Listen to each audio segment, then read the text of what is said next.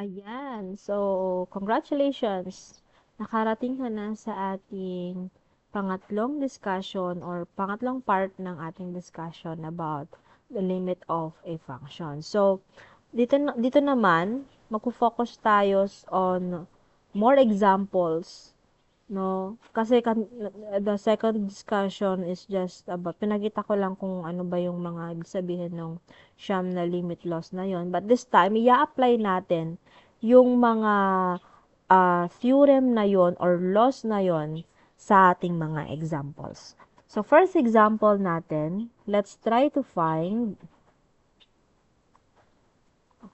find the limit of x squared plus 4x minus 3 as x approaches 4. So, hahanapin natin yung limit na given natin na function. Okay? So, first step natin, ano kayang theorem or law ang maia-apply natin na una? Okay? Kung mapapansin niyo, meron tayong tatlo. And ano ba yung ginamit na symbol or operation? Gumamit siya ng addition, right? So, ang pinakaunang pwede nating i-apply dito ay ang addition theorem. Okay? So, i-apply natin yung ating addition theorem. First step, paghihiwalay, so, agkatlo. In Ilocano, agkatlo ato'y limit tayo. Pero i-apply natin yung addition theorem. So, paghihiwalayin natin yung tatlo na yan. So, limit of x squared as x approaches 4 plus, kasi addition theorem yung i-apply natin, limit of 4x, yung ating pangalawa doon, as x approaches 4 plus, ano ba yung pangatlo natin? That is negative 3. Limit of negative 3 as x approaches 4. Okay. So, that is the application of addition theorem. Nag-add tayo. Pinaghiwa-hiwalay natin by using the addition law theorem natin. Second, syempre, i-simplify natin isa-isa tong tatlo, no? So, if you notice, dito sa ating first limit na hinihiwalay, meron tayong exponent. So, syempre, kung may exponent, ano yung pwede natin i-apply dito? Pwede natin ditong i-apply yung ating power theorem. Diba? So, kapag i-apply natin yung power theorem natin dito, ang mangyayari lang dyan, it could be, ihiwalay muna natin si power theorem, then i-apply natin yung ating, ano ba yung pangalawang theorem natin? Balikan natin. Yung pangalawang theorem natin ay the limit of x as x approaches c is equal to c. Diba? Kumbaga naidagdag lang dito yung ating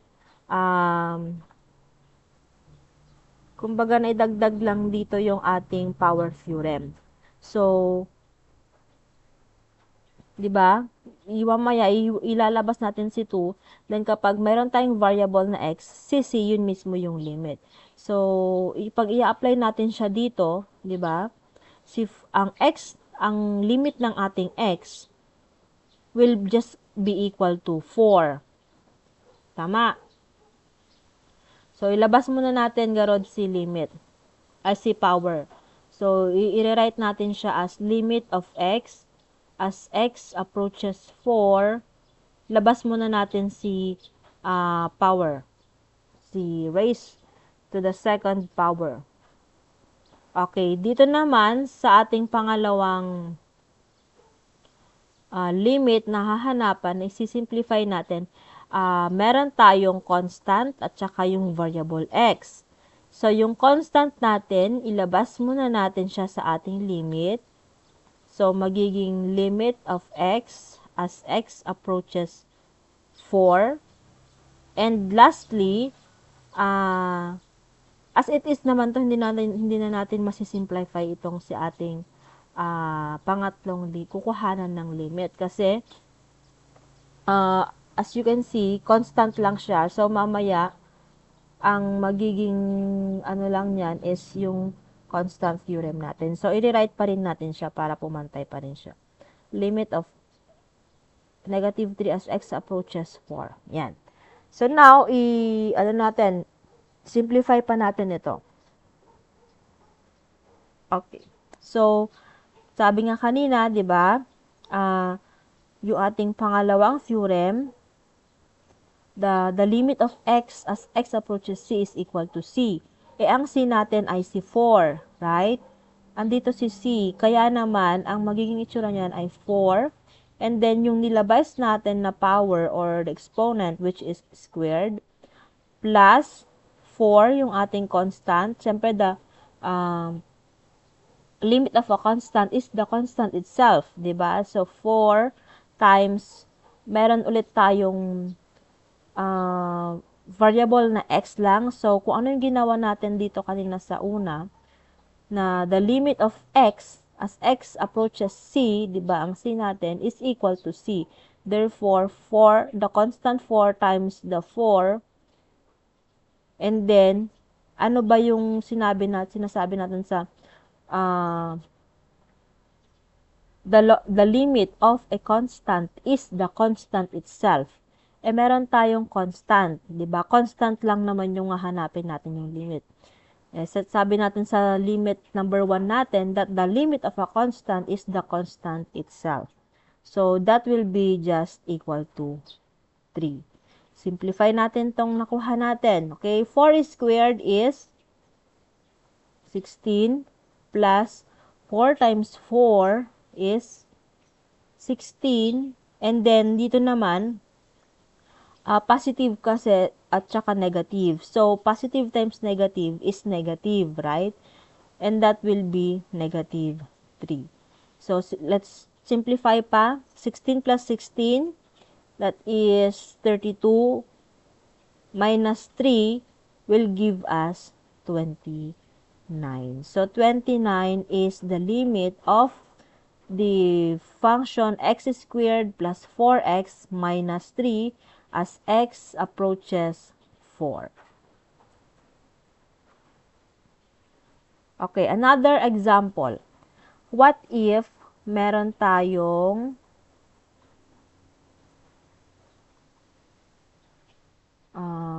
radical naman?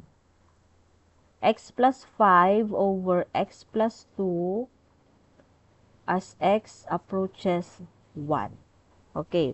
So, obviously, meron tayong rational, hindi pala siya radical ang pinagsasabi ko. Meron tayong rational na function. So, kapag rational, that is obviously division. So, i-apply natin yung ating division theorem dito. And by applying the division theorem, syempre, gaya nung ginawa natin dito kanina sa una, pinag-iwa-hiwalay natin yung tatlo. Pag-iwa-hiwalayin din natin itong x, 5x at saka 2 dito by applying the addition theorem both sa ating numerator at saka sa ating denominator. Okay, so if we are going to apply those, ganito ang magiging itsura niyan. Limit of, hiwalay na natin agad. Huwag nang paligoy-ligoy sa, sige, ilagay ko muna.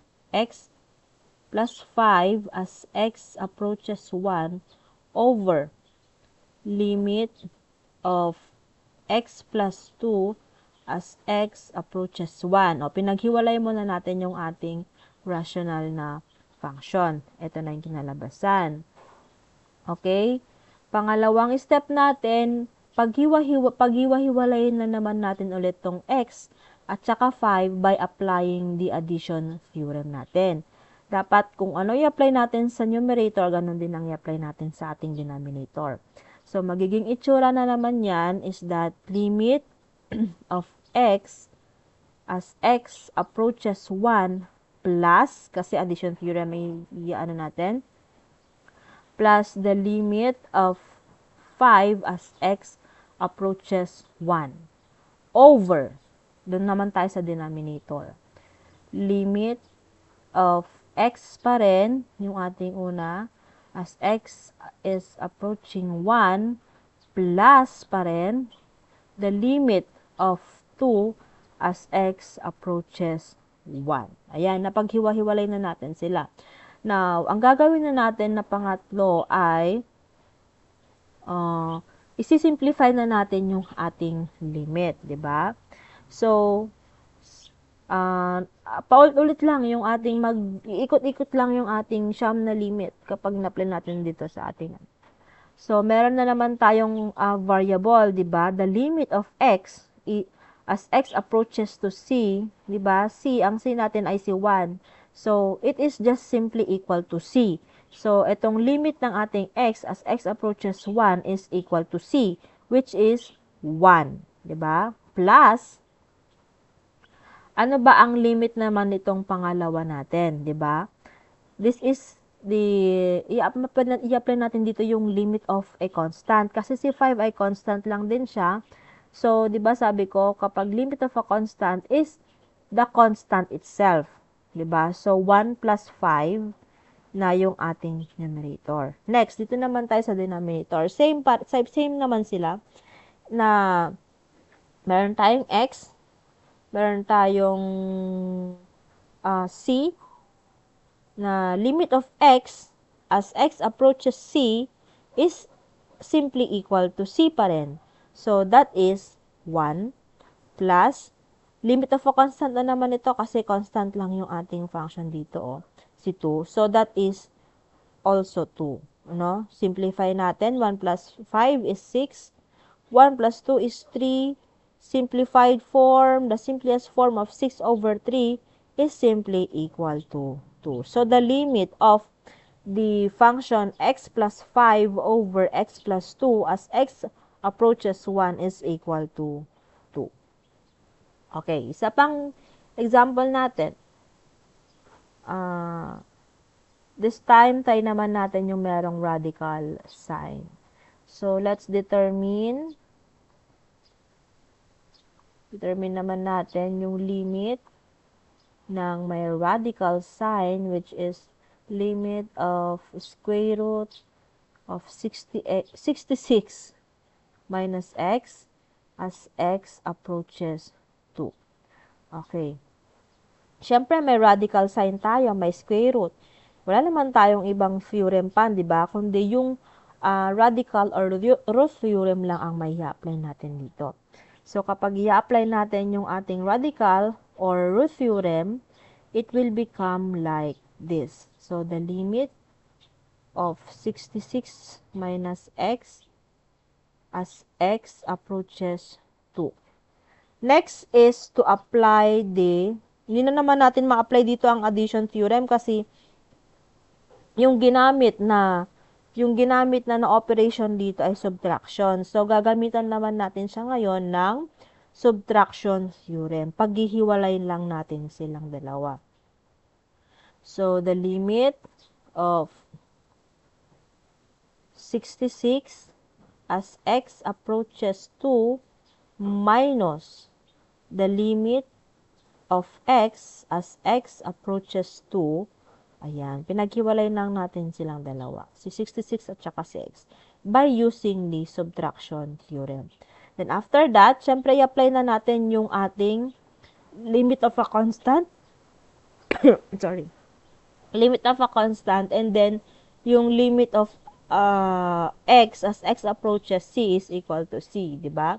So, limit of a constant is the constant itself. So, therefore, that is simply 66 pa rin. Minus the limit of x as x approaches c is equal to c. Ang c natin dito ay c2. So, 66 minus 2. The square root of 66 minus 2. So, ito muna. 66 minus 2 is 64. And the square root of 64 is equal to, of course, that is 8. Therefore, the limit of the function, the limit of the square root of 66 minus x as x approaches 2 is equal to 8. Alright. Okay.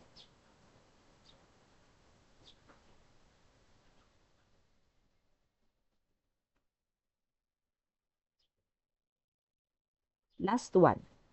Last na example. Evaluate naman natin. Evaluate natin yung ating limit. Rational pa rin. X minus 3 over x squared minus x minus 6. As x approaches 3.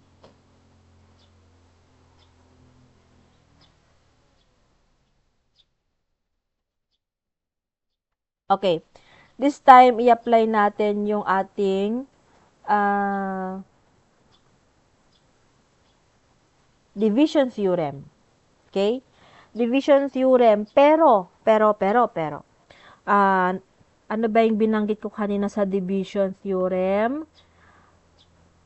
The denominator should not be equal to 0, 'di ba? Kung mapapansin ninyo class, sa lahat ng example natin actually, pwede naman tayong mag-direct substitution, 'di ba? Yun lang yun. Pero, syempre, we're talking about limits and meron ding sariling batas ang mga limit. So, kailangan nating sundin kung ano yung mga batas na yon sa limit. Siguro gagawin na lang nating checking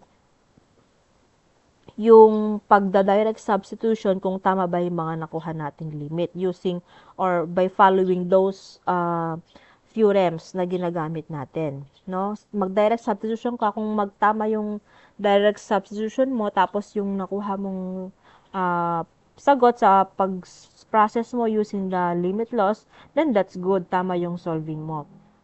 But this time, kagaya nitong last natin na example, kapag nag-direct substitution kasi tayo class, anong mangyayari? Magiging 0 yung denominator natin dito. And that is, should not be. Kasi magiging undefined or magiging, let's say, does not exist. Magiging, hindi natin makikita, mahanap yung limit na hinahanap natin kapag nag-equal to 0 yung denominator natin. So, magiging careful tayo kapag meron tayong rational functions. Dapat, ang laging isipin, hindi dapat mag-equal to 0 yung ating denominator. So, hindi natin siya pwedeng gamitan direct substitution or mag-direct tayo ng yung ginagawa natin na paghiwa-hiwalayin bawat function. So, kapag ganun ng cases class na magkakaroon tayo ng 0 as a denominator, tignan muna natin whether sa numerator or sa denominator man. Basta tignan natin, it's either sa numerator or denominator kung alin ba sa kanila ang factorable. Okay? Ifa-factor natin yung numerator or denominator bago tayo mag-apply ng theorems or mag-apply ng direct substitution. Okay? So, sa ating example, syempre, hindi naman na factorable yung ating numerator. As it is na yan, hindi wala nang ibaba, isi-simplify pa yan. So, ang nakikita kong factorable dito ay yung ating denominator, which is x squared minus x minus 6. So, kapag finactor out natin yan, okay, kapag finactor out natin itong denominator natin, it will look like ang kanyang factor will be, create tayo, x yan. Maglagay na tayong dalawang x dyan. Ano ba yung pwedeng nating ilagay na numbers na kapag minultiply, lalabas si 6? Di ba wala naman ng iba, kundi 2 and 3 lang naman ang factors ni 6. And then, para makuha natin yung sign na both negative, syempre, kapag nag-multiply tayo ng 2 and 3, dapat maging negative 6. So, ang isa sa kanila ay positive at ang isa sa kanila ay negative. So, yan na yung factor ng ating denominator. Now,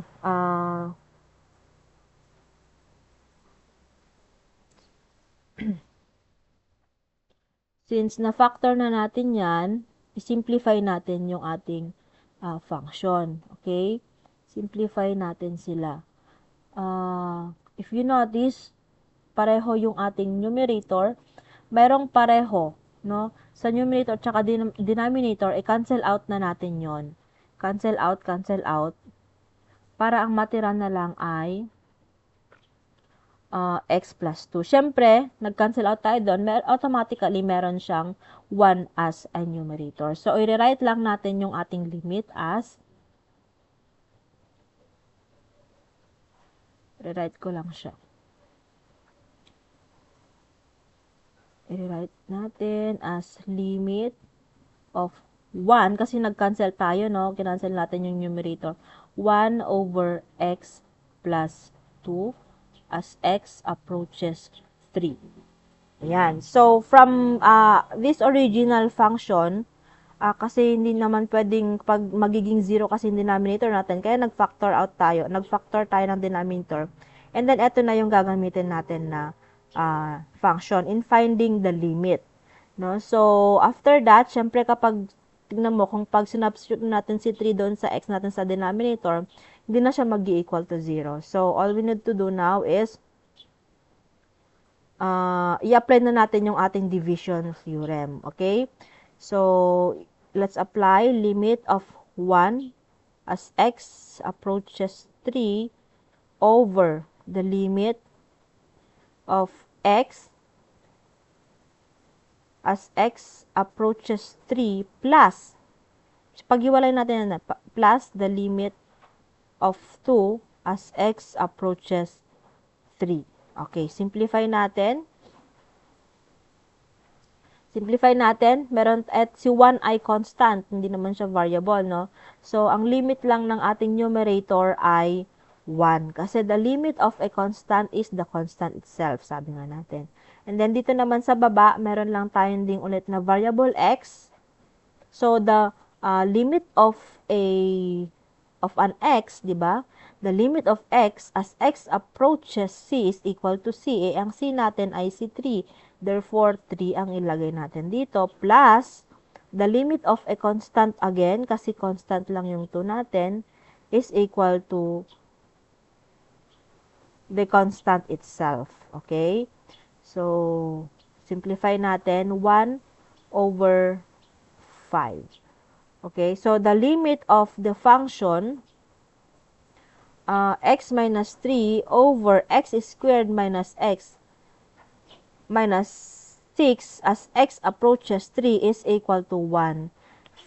Or, that is equal to, in decimal form, that is equal to, that is equal to 0. Or in decimal form, that is 0.2. So, that is the limit.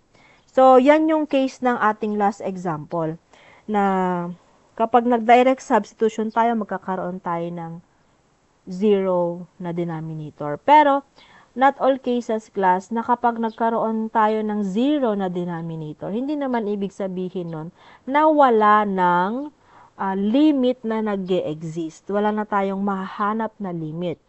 No? So, kaya naman pinapakita ko dito na hindi sa lahat ng pagkakataon ay applicable ang direct substitution sa paghahanap ng limit ng function. Kaya naman importante pa rin na maging aware tayo at ma-familiarize natin yung iba't ibang limit laws ng ating limit of a function. Kasi kung direct substitution lang sasabihin ko, mahirap na.